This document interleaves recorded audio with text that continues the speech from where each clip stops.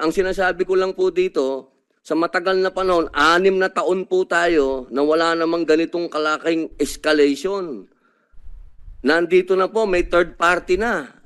Ito po ba, isang ayon pa kayo, Professor, na may third party na rito? 6 na taon na wala naman tayo. Cat and mouse lang naman tayo dyan. Ngayon, meron ng, sinasabi niyo po ba na pagka ito ay nag-escalate, papayag kayo na tayo ay mapunta sa escalation nito? Forward lang natin mga utol. Doon na tayo sa punto. Michael, yung sinabi niya, na ngayon lang nangyayari ito, hindi totoo yun. Kung maaalala nyo, yung binunggo ng Chinese fishing vessel, yung ating Filipino-Chinese vessel, at iniwan yung mahigit 20 na Pilipino na bubulutan sa dagat. Hindi binunggo. Hinati. Diba? Nung panahon ni Digong nangyari yun Diba? Hindi yun nangyari ngayon. Yung mga diplomatic process ni Secretary Teddy Boy Locsin, na hindi pinansin ng China. Kailan nangyari yun? Di ba noong nakaraang gobyerno nangyari yun?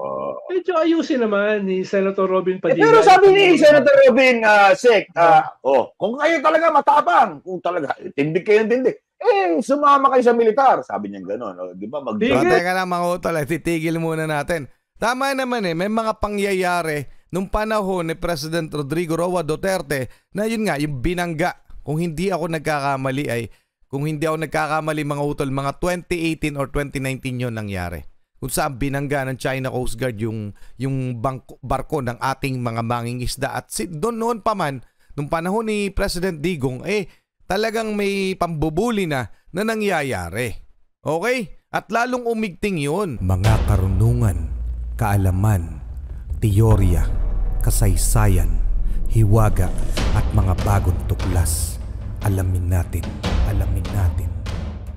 Eto mga utol, dahil mainit pa rin pinag-uusapan hanggang ngayon sa mga mainstream media at social media, etong nangyari sa Senate hearing ng Committee on National Defense sa mga tinuran at naging diskusyon ni Senator Robin Hood Padilla, eto, may sumagot sa kanyang mga katanungan ang dating presidential advisor na si Ronald Llamas. Okay, pakinggan muna natin itong mga statement na ito ni Senator Robin Padilla, tapos pupuntahan natin yung mga kasagutan o tugon ng dating presidential advisor na si Ronald Llamas. Game na.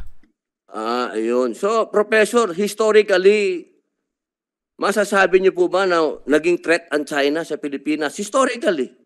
Ayan, mga utol So, dadako tayo dito sa sagot ni Senator ni Ronald Llamas na dating presidential advisor under Pinoy administration. Okay? Paki-subscribe nga pala. Eto, marami kayong mapapanood dito. Politiscope.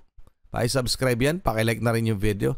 Yung tanong niya na sa ating kasaysayan naman, hindi naman tayo inaabuso ng China.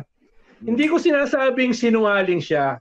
Ang sinasabi ko lang ay ayusin niya yung kanyang mga pagsusuri, ayusin niya yung kanyang research, ayusin niya yung kanyang datos. No? Yung nakaraang 10 taon ay bahagi na ng ating kasaysayan. Ibig sabihin, yung nakaraang 10 taon na ginagawa sa atin ito ng China, na inaagaw yung ating teritoryo, ay bahagi na ng ating kasaysayan. No? Ayan, mga malinaw yan. No? Modern history, mga utol. Yung kahapon ay bahagi na ng kasaysayan. So, paano masasabi nga naman na mayroon ba sa kasaysayan? Kasi kapag inisip natin, ang dating kasi sa utak ng tao, kapag sinabing kasaysayan, yung mga nung unang panahon pa yung mga 100 years back, 1,000 years back, hindi po. Ang kahapon natin ay bahagi na ng ating kasaysayan. So meron nga ba sa kasaysayan na tayo ginaganyan ng China? Meron na po. 2014 pa yata nagsimula kung hindi ako nagkakamali. Pero yun, tamang-tama, tumpak na tumpak. Ito sinasabi ni Sir Ronald Llamas. Okay mga utol, mabalik muna tayo ulit. Tuloy muna natin. Huwag natin kalimutan yung panahon ng Kastila. Huwag natin kalimutan yung panahon ng Amerikano. Huwag natin kalimutan yung panahon ng Hapon. Lumaban naman tayo dyan Pero nitong nakaraang 10 taon, yung kasalukuyang nangyayari sa atin, kinakailangan tayong lumaban. Kinakailangan tayong tumutol dahil bahagi na yan ng ating kasaysayan at mas mahalaga, bahagi yan ng kinabukasan ng ating mga anak. Tama, mga utol. Kasi yung pang-aagaw sa atin ng teritoryo, di ba? Bahagi yan ng mga susunod na henerasyon. Mangyayari kung sakali maagaw nila ang teritoryo natin, paano naman yung mga susunod na henerasyon sa atin? Di ba mga utol? Yung Spratly Island, kung sakaling tuluyan nila makuha, kung makuha nila yung Scarborough Shoal, makuha nila yung Ayungin. So anong sasabihin natin? Kagaya nun, yung mga mangingisda na lang. Sa mga mangingisda na hindi na mga pangisda dyan sa ating mga karagatan. Alam natin na napaka dami o napaka abundant ng likas na yaman ng karagatan natin dyan sa West Philippine Sea. Okay, mga utol? Tama naman si Sir Ronald Llamas eh. Yung gagawin natin ngayon para ipaglaban yung ating teritoryo, yung ating yamang dagat, no? Yan ay may impact sa kinabukasan ng susunod na saling lahi. Kaya huwag kalimutan ni Senator Robin Hood Padilla. Yan. Pag sinasabi niya, wala naman sa kasaysayan natin eh. Meron. Dahil yung 10 taon na nakalipas, bahagi ng ating kasaysayan. O yan punto per punto mga utol. So anong masasabi nyo dyan? Okay? So babalik na tayo dito. Meron lang rin siyang sinagot, no? Si 23 I guess. So titingnan lang natin. Ito yan. Sunog lang natin. Ayan, ito na. Sa inyo na rin po nang galing. Matagal na tayong paikot-ikot doon. Matagal na rin po tayong nagsusupply doon. Bakit po kaya tayo kailangan makarating na may Amerikano na doon? Kahit po sabihin ninyo na yan ay walang armas yan, US Navy po ang nakalagay doon. Sa palagay po ba nyo, hindi yun na magiging dahilan para magpalipad din ang China naman ng kanilang Navy din? Hindi po ba kaya ganun yun? Ang sinasabi ko lang po dito, sa matagal na panahon, 6 na taon po tayo na wala namang ganitong kalaking escalation. Nandito na po, may third party na. Ito po ba, isang ayon pa kayo, Professor, na may third party na rito? 6 na taon na wala naman tayo. Cat and mouse lang naman tayo dyan. Ngayon, meron ng, sinasabi niyo po ba na pagka ito ay nag-escalate, papayag kayo? Teka lang, mga utol O, yun yung sabi niya, no? 6 na taon, sa loob ng 6 na taon, wala mga pangyayaring ganyan. So, pupuntahan natin yung kasagutan ni Senator na naman ako, ni Sir Ronald Llamas. Forward lang natin mga utol. Doon na tayo sa punto. Michael, yung sinabi niya na ngayon lang nangyayari ito, hindi totoo yun. Kung maaalala nyo, yung binunggo ng Chinese fishing vessel, yung ating Filipino-Chinese vessel at iniwan yung mahigit 20 na Pilipino na nabulutan sa dagat. Hindi binunggo. Hinati. Hinati. Diba? Nung panahon ni Digong nangyari yun Diba? Hindi yun nangyari ngayon. Yung mga diplomatic process ni Secretary Teddy Boy Locsin na hindi pinansin ng China. Kailan nangyari yun? Di ba nung nakaraang gobyerno nangyari yun? Medyo ayusin naman ni Senator Robin Padilla. Pero sabi ni Senator Robin, kung kayo talaga matapang, kung talaga tindig kayo tindig, sumama kayo sa militar. Sabi niya gano'n. Di ba? Teka lang mga utol, titigil muna natin.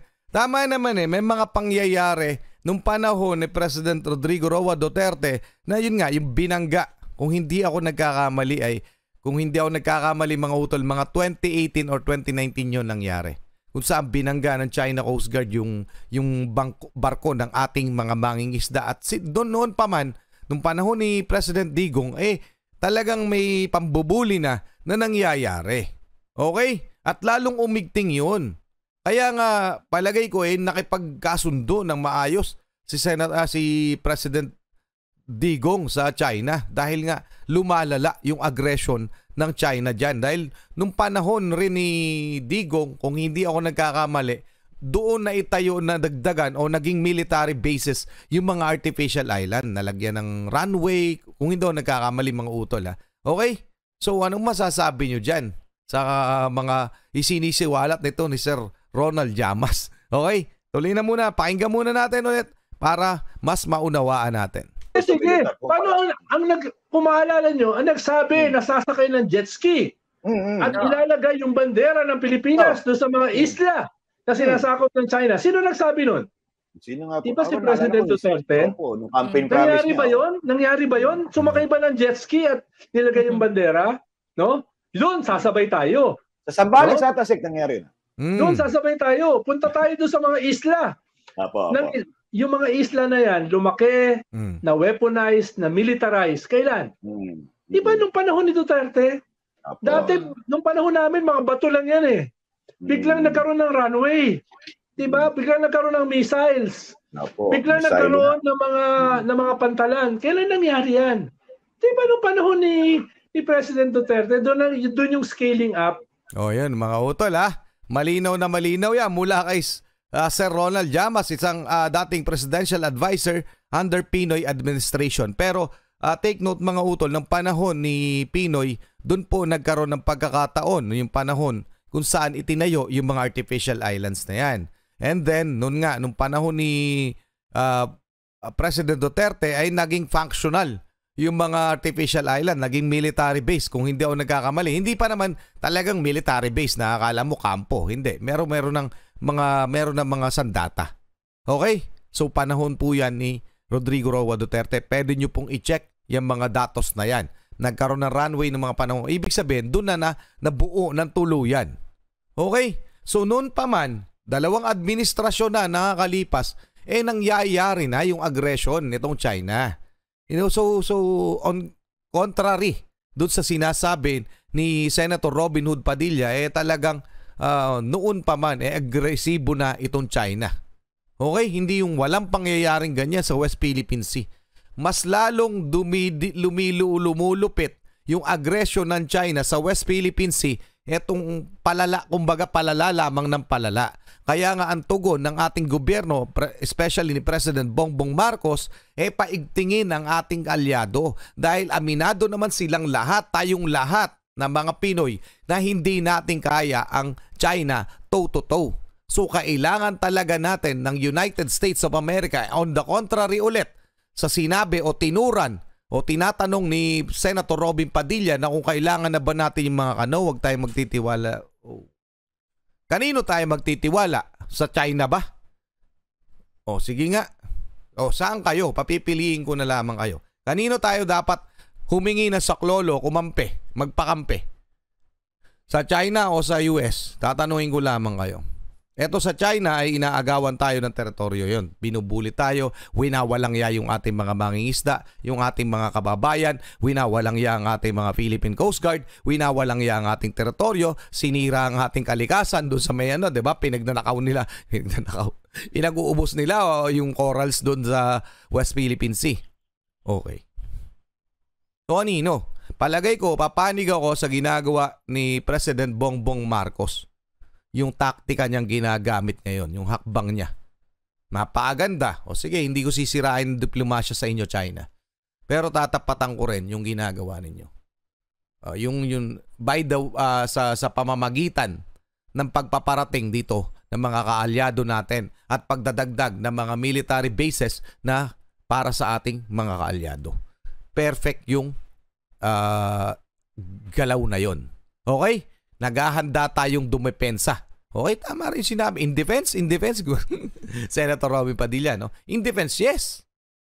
Nagre-ready na tayong dumepensa. Just in case, lusubi na tayo o mas mag-escalate nga, lalo tuluyan o lalagang to the max yung atake na ginagawa ng China sa atin. Mas mabuti na yung naghahanda na tayo. So naghahanda tayo, hindi tayo nagpo-provoke. Okay, hindi provocative action ang paghandaan yung ginagawa sa atin ng ating mga katunggali. Okay mga utol, so ano masasabi nyo dyan? Pa-comment na lang. Muli ako si Target Achilles. Maraming salamat sa Politiscope. Okay? Muli ako si Target Achilles. In behalf of the Real South Pride Production, ako nagpapasalamat sa walang sawa niyong pagsuporta. Paki-subscribe nga pala. Eto, marami kayong mapapanood dito. Politiscope. Paki-subscribe yan. Paki-like na rin yung video. Marami kayong mapapanood at maraming revelasyon kayo makikita dito mga utol. Okay? So, hanggang doon lang muna. Mag-iingat, keep safe. God bless at saludo po ako sa inyo lahat. Maraming salamat po.